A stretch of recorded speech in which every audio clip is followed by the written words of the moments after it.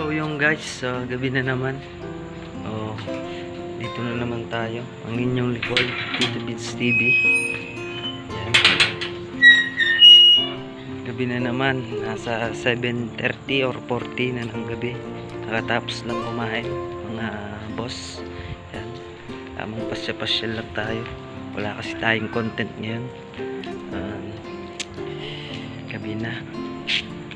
Balak namin sana pumunta ng peryahan, kaso si Mrs. Buntis baka magkaipitan eh.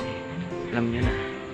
So guys, daming nanood sa isang video natin at 200 may git 29 lang yung nag-subscribe. Ano na, nood pa more. So subscribe naman para ma-monetize tayo ni Lolo.